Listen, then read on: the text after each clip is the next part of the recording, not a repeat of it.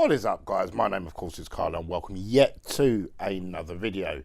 And part 6, shall I say, of my film gear haul, shall I say. Over the last 6 episodes, oh, sorry, shall I say 5 episodes, I've been bringing you my film gear stuff, what I have, what I use, what I've bought recently. And the plan is to lead up to the unboxing of the Blackmagic Cinema camera, installing it onto the rig, shooting a short film, and going behind the scenes of that short film. So yes, we are on part 6, and now we're looking at lighting. And you could probably see that I've taken your handheld because my lighting setup's quite large. So yeah, we're going to have a look at that. I'm going to explain to you a little bit about why I use what I use, which is obviously quite self-explanatory when you're making videos. Obviously, lighting very, very important. So I'm going to just shut up now and just stand up quickly. And I'm just going to come over here, and I'm just going to pan over to my desk setup. So this is my traditional YouTube desk setup, obviously lighting setup, shall I say. I do apologise. Which just basically simply comprises of a simple lighting setup with a softbox. I do have 2 of these, which is great, and I use exactly the same sort of things if I'm trying to sort of light a scene for my videos, and these are quite effective, and they do the job pretty cool. Now I do have a reflector down here, which we will talk about in this second, and I have a very basic light just underneath them batteries right there, which we'll talk about in a sec. So lighting, why is it important? Well, obviously lighting is just the same as audio. If you're doing a YouTube video, for example, let's talk about that sort of scenario. If someone can't hear you, they can't listen to you. And it's the same sort of thing with lighting. If someone can't see you, they can't watch you. Which is common sense, really. Now, it is quite criminal because I've seen a lot of amazing YouTube videos out there, which have got some great content. And I sort of click to look at an unboxing or a review of something, so on and so on. And their lighting's so poor, you can't watch and see what's going on in the video, which is quite off-putting. And it sort of makes me sort of want to just instantly turn the video off because there's just no point watching it if you can't see it. This particular softbox, shall I say, it's about 50 quid. I've got 2 of them. So I spent 100 quid on softboxes and lighting. Now, I don't want to sort of blind you, so if I sort of turn around here like that, as you can see, even if the camera, as you see at the moment, is on the softbox, it's not blinding you in the camera. And that's because, simply, that's why it's called a softbox. It lights the scene up, you know, it makes it less noisy, shall I say. And even if you're sort of recording in a, for instance, 720p, you're recording, sorry, on a 720p camera, you can still get some amazing results if you light the scene up nicely. Or you have some sort of lighting in the scene to make your footage, shall I say, not look drab and dismal and noisy and pixelated, so on and so on. Now, I've got, for this particular setup here, I use 3 types of lighting. So I have my softbox there. I have my natural light from my window, which I'm very lucky because the light comes in. When it's a sunny day, I don't even have to use this softbox, which is great.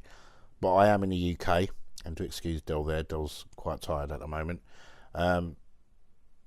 When it's sunny, then I don't have to use the softbox. But I live in the UK, so yeah, we don't really get a lot of sun down here. Normally it's quite miserable, raining and basically crap. So always make sure, I mean, this one here, this is my permanent softbox setup. This is always here. And every time I do a video, or the videos that you have seen in the past, I put the light on me and get some really good results out of it. I also use, to tone it down, my ceiling lamp there. Do excuse about the messy bit there. We had a leak a little while ago, and I still haven't painted that out and rubbed that down yet, so I do apologise about that. This is like a sort of tungsten light bulb in there, which is pretty effective. So it gives that sort of orangey tungsten look to my videos as well. So obviously this is my front room, and it's also part of my studio as well. So I'm sort of implementing sort of 3 things to get decent light onto my videos, or within my videos, shall I say. Now, like I've just said, when it's a really sunny day and the sun's blazing through that window, that softbox is not switched on. It's not needed. So natural light is great, and it does come in handy if you haven't got lighting. Sort of the idea of a softbox is, you know, to actually light up the scene without blinding yourself as well. So you can use sort of lamps and stuff like that, but if you know you point a lamp in your face, it's sort of going to blind you, and it's not going to make the experience of recording a video very comfortable, because you're going to be like squinting and you're going to get double vision and all that stuff, you know, while you're recording your video. So I think softboxes or lighting in your scene is just as important as audio, because like I've said before, you know, if you've got bad audio, and you can revert to my part 1 of this episode series, shall I say, which is all about my audio setup as well. You know, you've got bad audio, no one can hear you, and if you've got bad lighting, then no one's going to be able to see you properly, which is going to make for a very, very bad sort of viewing experience. So yes, I mean, there's not really a lot to talk about when it comes to lighting, because, you know, it's quite boring. It's lights. Obviously quite important to the series that I bring lighting to you in general as part of the overall series of my film setup. So, or should I say film gear setup. So let's just go back and have another quick another quick look. So yeah, quite simple. Softbox beaming onto my desk there. I'll sit there, I shoot my videos, talk to you guys about certain things, and yeah, lights up the scene really, really well. So what I'll do is I'm going to turn all the lights off, and you're going to see the difference between not having these lights on to having these lights on. So I'm going to turn off my tungsten bulb here. Automatically, you've just seen it's got a hell of a lot darker. It still looks good because the scene's lit up pretty well, but the idea is to get as much noise eradicated from the video as possible. So I'm going to turn off my softbox now, and if I just sit back to where I normally sit, or when I'm talking to you guys, as you can see, it's dark, and I've still got sun coming through the window, so I've still got lighting coming through the window, but as you can see, it's giving me sort of like, you know, my finger's quite dark, as you can see, and over this, sorry, I've just hit my gimbal, over this part of the room, if I pan here, it's all dark, you can't really see what's going on, which is going to make for a bad, not quite a pleasant viewing experience for you guys in general, or for the people that you're recording for.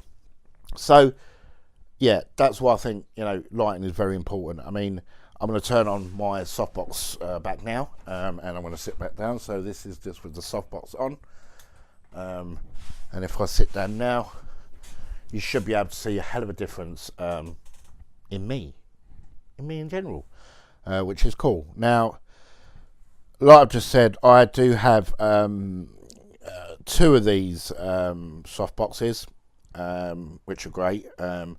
I use both of these for film work as well, so these are obviously quite compact to sort of pack away, put in a case and take with you on a location.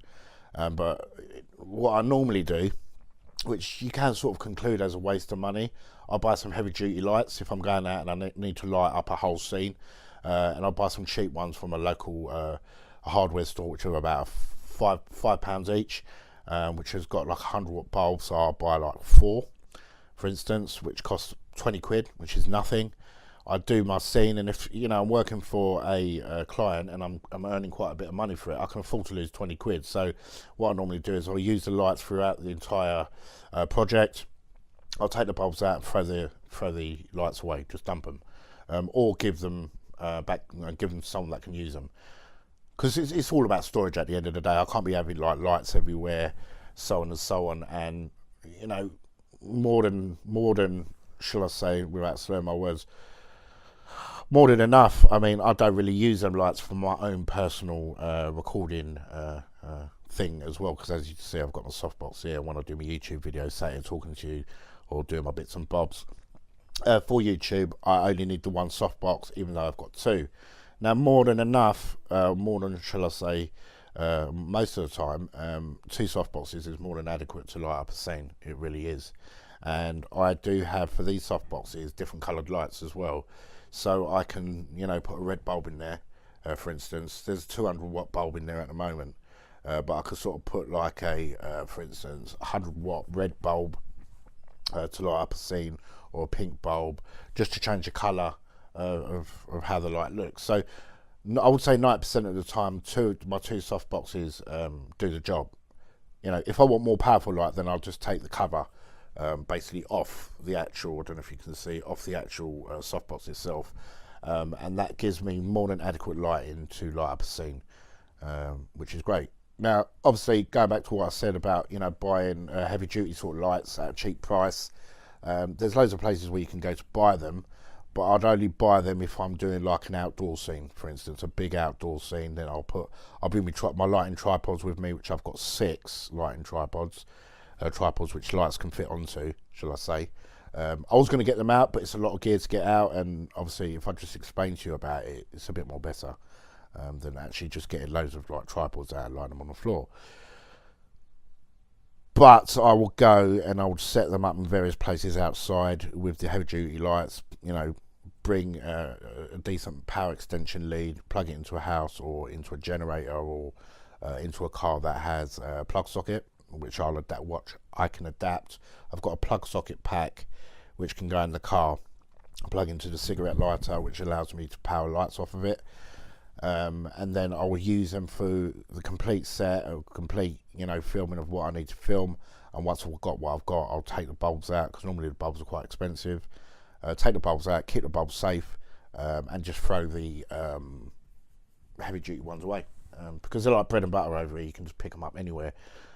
It's easy to pick up. So yeah, so also I'm going to come back up here again. I have my reflector, which is great.